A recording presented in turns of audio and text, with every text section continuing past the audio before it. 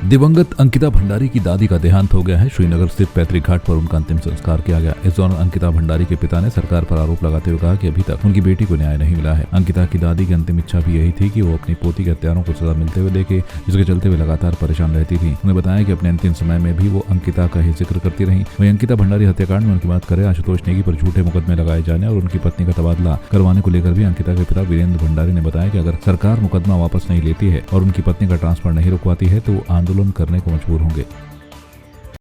हाँ, मतलब बहुत परेशान थी क्योंकि वो मेरे दोनों बच्चों को इतना प्यार करती थी और दोनों बच्चे उससे हंसी मजाक बहुत करते थे और उसकी गोदी में खेलते थे।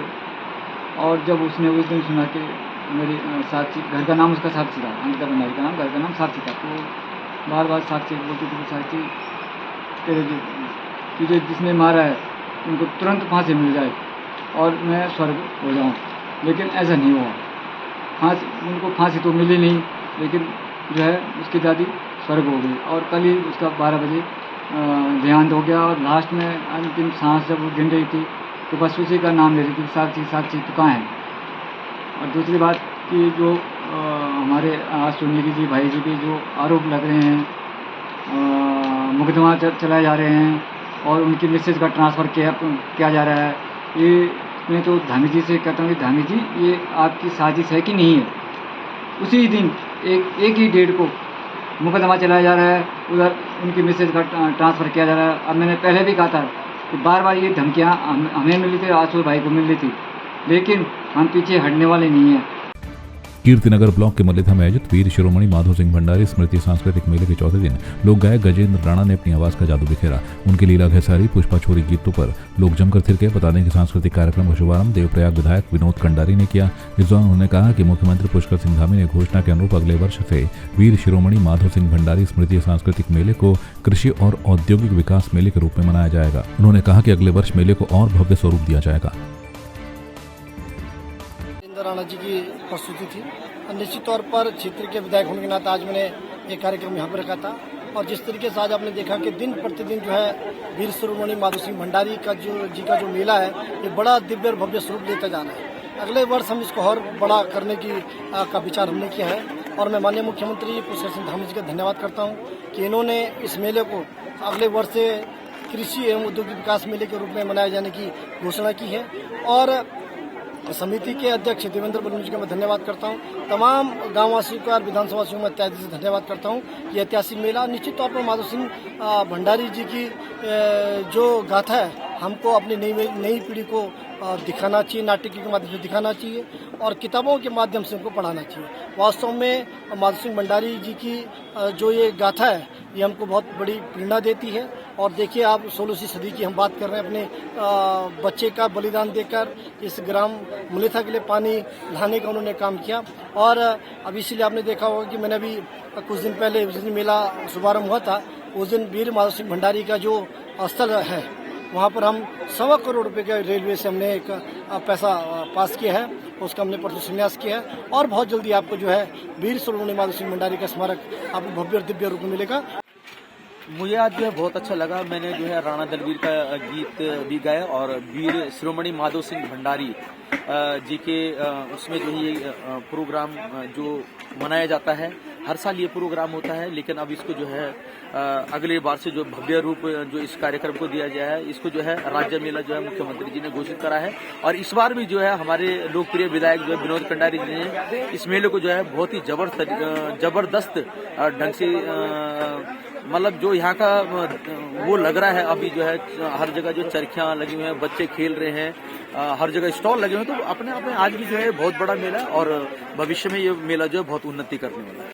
बहुत अच्छा लगा, विधायक जी ने बहुत हमें यहाँ पर सहयोग किया और पब्लिक यहाँ की बहुत अच्छी थी। तो मैं हमेशा चाहूँगी आज ये मैं अपना सौभाग्य भी मानती हूँ कि वीर माधो सिंह भंडारी जी की इस पावन धरती में हम लोग आए हैं, तो उसके लिए मैं धन्यवाद देना चाहूँगी विधायक जी का जिन्होंने हमें आमंत्रित किया है यहाँ पे। तो मुझे बहुत अच्छा लगा क्योंकि एक महिला ही और महिला को सपोर्ट करती है, तो हमारी मातृशक्तियाँ वैसे भी हर कार्य में आगे आती हैं। तो मुझे अच्छा लगता है कि महिलाओं का यहाँ पर भारी से भारी संख्या में महिलाएं आई थी। तो जब हम गा रहे थे तो वो बहुत अच्छा नीचे से अप्रिशिएट कर रहे थे। तो मैं ये चाहती हूँ कि जितने भी हमारे उत्तराखंड की महिलाएं किसी भी कार्य में जब आगे आती हैं तो सभी लोगों को उन्हें सपोर्ट करना चाहिए, क्योंकि उत्तराखंड की महिलाएं जो होती हैं अपना घर भी देखती हैं, खेती बाड़ी भी देखती हैं और प्रोफेशन में भी आगे आती हैं, तो उनको सहयोग करना चाहिए। गर्व तो मैं बहुत होने के लिए कि बचपन बेटी हम ये मंच पर आना चाहा, और जब मंच पर आने को मौका मिला तो बहुत अच्छी लगी। मेला होने चाहिए, और सबसे खास बात ये मेला की अच्छी कि हर वर्ष लोग इस मेले को बहुत प्यार देते हैं, और इस वर्ष भी आज गजेंद्र राणा जी के जो दिन था उनके नाम रहा। दर्शकों को उन्होंने झूमने पे मजबूर कर दिया। तो बच्चे हो चाहे बड़े हो चाहे बूढ़े, सभी लोगों ने बहुत आनंद लिया। देखिए, माँ का किरदार मैंने यहाँ पे निभाया है, क्योंकि मैं उस माँ के दर्द को समझती हूँ जिसने अपने इकलौते पुत्र की बलि यहाँ पे दी। तो उस पर क्या बीती होगी, वो हम उस किरदार को जीवंत करने की कोशिश करते हैं अपने किरदार के माध्यम से। तो मैं ग्राम पंचायत मलेथा की पूरी समिति का बहुत बहुत आभार प्रकट करती हूँ कि उन्होंने इस नृत्य नाटिका का हिस्सा बनने का मुझे मौका दिया। और एक बेहतरीन सा जो किरदार है माँ का, जो अपने पुत्र के वियोग में किस प्रकार से यहाँ पे रोती है, बिलखती है जब वो युद्ध से वापस नहीं आते हैं, तो ये दिखाया गया है। तो उम्मीद है कि इस किरदार को मैंने बखूबी से निभाया होगा। वनंतरा रिजॉर्ट प्रकरण को लेकर कांग्रेस के आरोप पर बीजेपी ने जोरदार पलटवार किया है। बीजेपी प्रदेश अध्यक्ष महेंद्र भट्ट ने कहा कि जब कोई दल मुद्दा विहीन हो जाता है तो ऐसे मुद्दे उठाता है जिसका कोई आधार नहीं होता। ठीक ऐसा ही मुद्दा कांग्रेस इस मामले पर कर रही है। उन्होंने कहा कि प्रकरण न्यायालय में है, ऐसे में कांग्रेस को कोई बात रखनी है तो वो न्यायालय में रखे। सार्वजनिक रूप से अनर्गल बयानबाजी कर कांग्रेस क्या संदेश देना चाहती है। मीडिया से बातचीत करते हुए प्रदेश अध्यक्ष महेंद्र भट्ट ने कहा कि उत्तराखंड की बिटिया का अपमान कर रही है। हर बार जब कोई दल मुद्दा विहीन हो जाता है तो उन मुद्दों को रहता है जिनका आधार नहीं है। अगर न्यायालय में विषय चल रहा है, आपको कोई बात रखनी न्यायालय में रखे। आप सार्वजनिक बातों करके आखिरकार क्या मैसेज है उसको।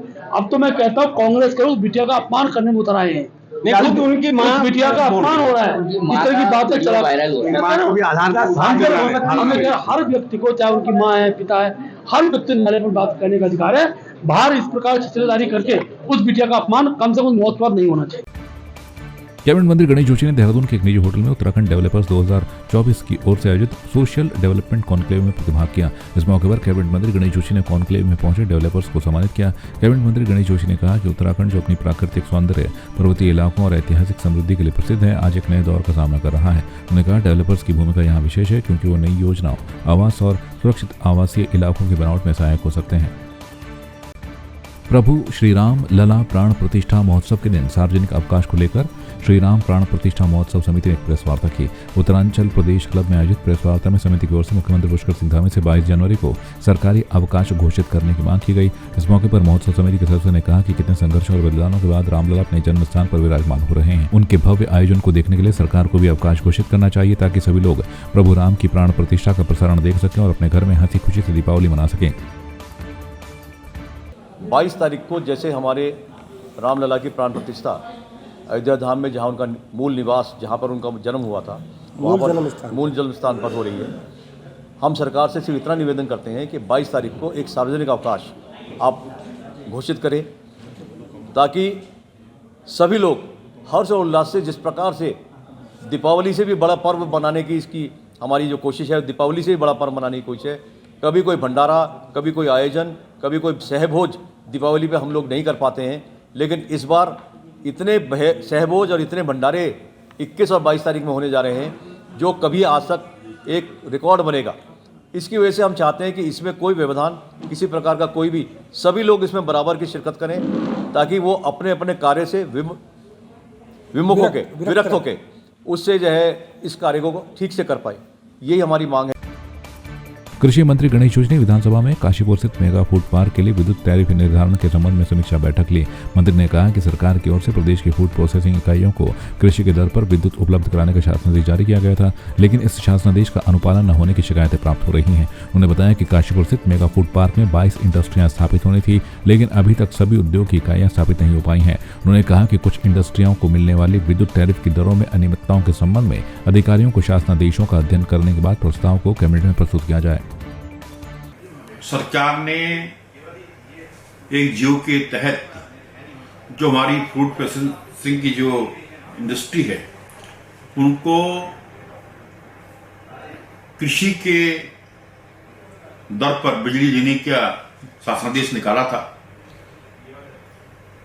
लेकिन उसका अनुपालन नहीं हो रहा है, जिसकी वजह से काशीपुर जो मेगा फूड पार्क है वहां पर जितनी इंडस्ट्री 22 लगनी थी पूरी नहीं अभी लग पाई है, और जिन कुछ लोगों को सब्सिडी दी है उसको गलत डिस्ट्रीब्यूट करके होना ये था कि एक पटपन उनसे लेना चाहिए था, बाकी गैप फंडिंग हॉर्टिकल्चर द्वारा दी जाती, उनको एक पटपन के हिसाब से फंडिंग जो है गैप फंडिंग सरकार द्वारा की गई है।